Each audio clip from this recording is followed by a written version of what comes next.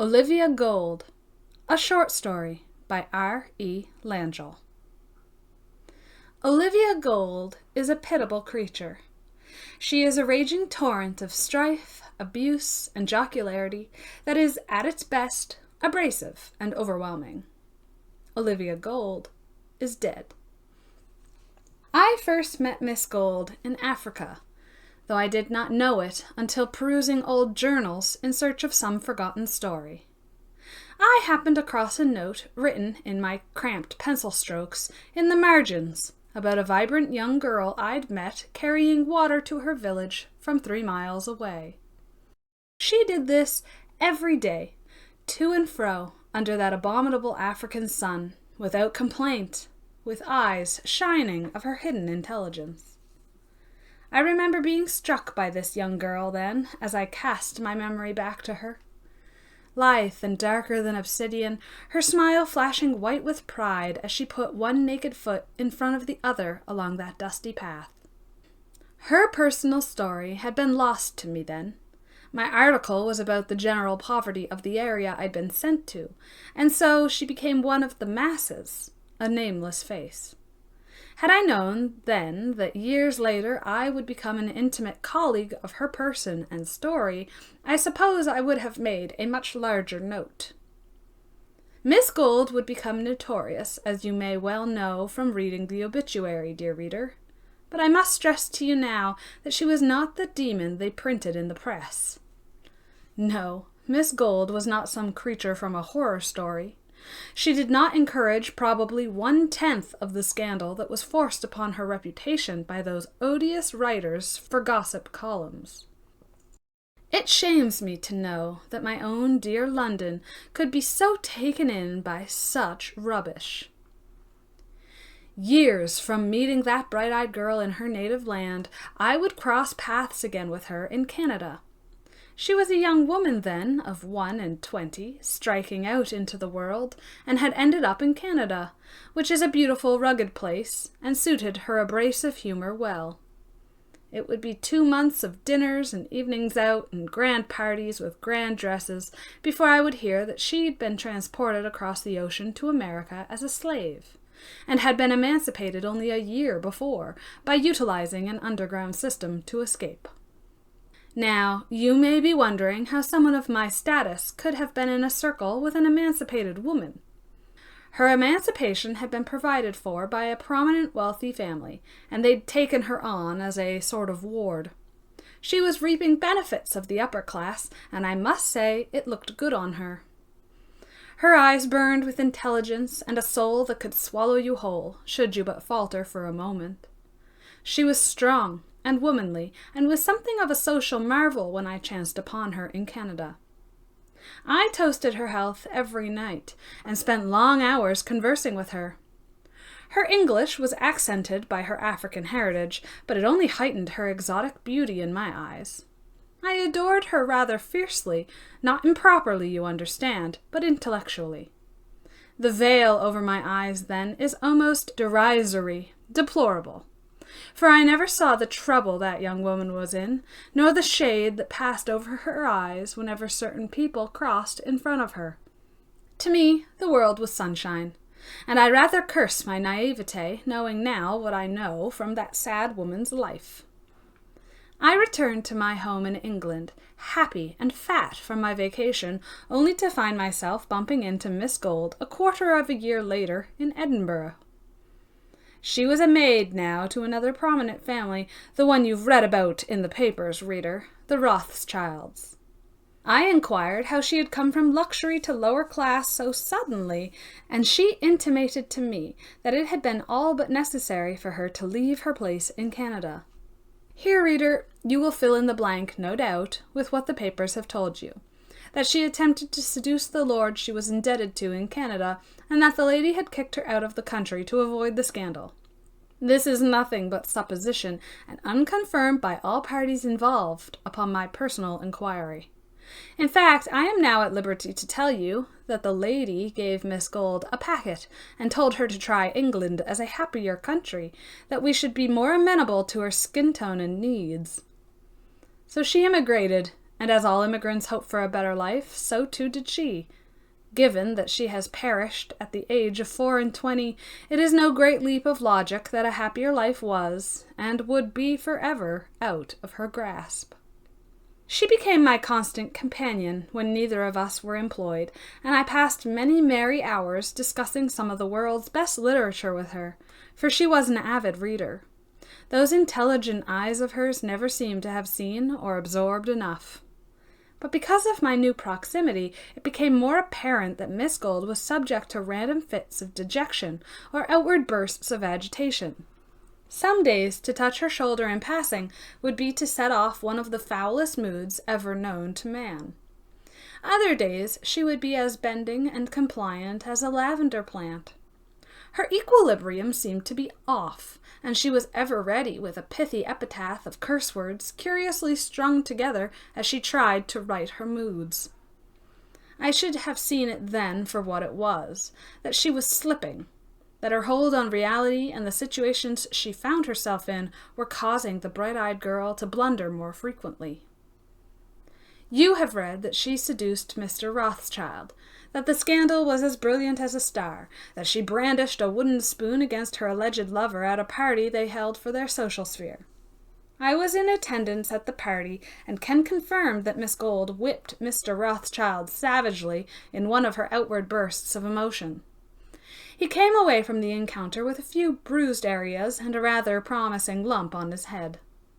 But the reason for the attack seemed built on a snide comment and an inappropriate touching on his part than a fed-up, lost-in-love woman at the end of her lovelorn rope. Or at least her screams over the sounds of wood striking flesh would indicate as much. I remember in that moment Mrs. Rothschild. She made no movement to help her husband, nor did she seem distressed by the scene. She would later tell the papers that she was frozen in fear and was very distressed, but it is not what I saw.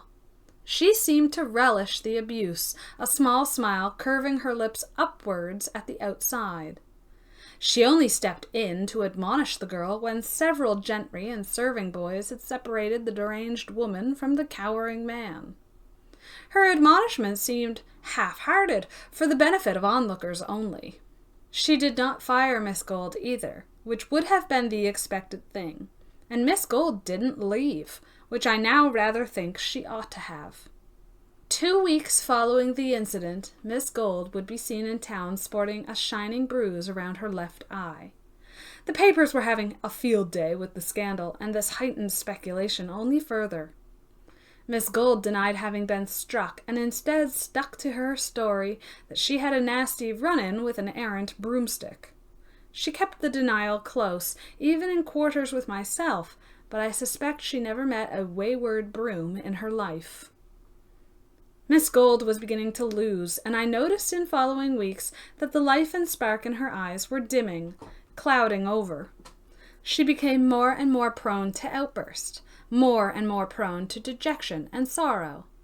I began to prod her to leave the Rothschilds. They were clearly at the root of some evil in her life, and she needed to be free of them. She shook her head then and said something that will always stay with me. They are good, and I am bad. I argued with her for an hour on the phrase, to no avail. Miss Gold believed herself to be the canker, the root of the evil, the source of pain that was being brought to them every morning by every paper in the city. I believe that a person cannot be bad inherently. There is no such thing as breathing badly or walking badly. But Miss Gold was so convinced that her very existence was a curse, I could no longer reach her. A year later, I would be in Madrid on assignment and be unavailable to help her. This is one of my biggest regrets in life. I attended her funeral. It was simple, and she was buried in English soil. According to the papers, Miss Gold was found dead in her quarters at the Rothschild house in the early hours. A suicide, it had been deemed. How had such a burning-with-life woman end up committing suicide? It was a question I kept circling back to as soon as I had heard the news. My reporter's brain not able to settle on any one alternate reason given. I began my own inquiry, beginning with those unreliable stories in the newspaper. I'd been out of town for 3 weeks when the next scandal came up with Miss Gold at the center of it. Mr. Rothschild had been discovered with her outside in the garden in a compromised position. To the credit of one of the papers, Miss Gold was a victim, according to the gardener who discovered them. She was crying and ran away as soon as Mr. Rothschild had been unceremoniously interrupted. Other papers, dear reader, have done their job to protect the English gentleman by slurring Miss Gold's reputation and pinning the blame on her good looks, or her ethnic exotic charm, or any number of excuses that vindicate the gentleman altogether. At any rate, the story is only more sordid and degrading from here, for this is the first of 2 scandals I missed, while being otherwise engaged in Madrid. The second scandal is similar to the first, except there is a disturbing lack of subtlety about it. Mr. Rothschild, emboldened by the nation's support, publicly humiliated her to teach her a lesson about who was in charge. As I understand it, there was a very good deal of harassment and inappropriate touching. He even admits to his infidelities in the papers, but the fault is still somehow hers. How could a man resist a woman who was half-clad and prancing about in his home, he said. I must inform you, reader, that Miss Gold never wore anything scandalous or revealing. Her dresses were always to her chin. She never acclimatized to England's chill and missed the African sun fiercely. And should she have worn a fashionable dress akin to what the ladies of our gentry wear, she would still hardly be clad inappropriately. The argument holds a laughable lack of weight, and yet it was the argument seized upon most, and supported through the ranks to my surprise. Shortly after this scandal, Miss Gold was found dead in her room, and most people have come down in judgment against her. But something sits wrongly with me. She'd sent me a letter in Madrid saying she had decided to return to Africa. She had a packed suitcase in her room when they discovered her. Who kills themselves when they are preparing to leave? The police told me it was symbolic, a girl tying her sad life up in a neat little bow. But it sits unwell with me, and it doesn't feel right. I knew Miss Gold intimately. I knew her dreams, her aspirations. I knew her solidity as a part of this planet. She had a determination of will that could not be overpowered easily. It is not my experience that intellectuals can be bested by the harsh realities of life. I also know that the people closest to suicide victims are always adamant that the person could never have done such a thing. And as I think about her fits of temper and the dejection she would go through, I ask myself if they could have brought her low enough to fulfill the requirements needed for such an act. I consider it as on a scale. On one side is the intelligent beauty that shone from every inch of her person. On the other, her collective experiences as a human woman. They are tragic, demeaning, disheartening. Could the drive to be someone, to bring education back to her village, to talk about Descartes over tea, be enough to balance the weight of the other? I find myself unsure when I get muddled down in the details. Then, shining out of the corner of that slurry of information, a fact stands out. She'd packed her bags. On the other side of the coin is Mr. Rothschild, who after careful inspection has come out as quite the maniac. He has abused several women. He has beat them, degraded them, and used them as his appetites demand. His wife now seeks a severance, though she does it coldly, as if she has always known, but now he's gone too far somehow. Something happened, and she is distancing herself, trying to save her social standing separate to his own.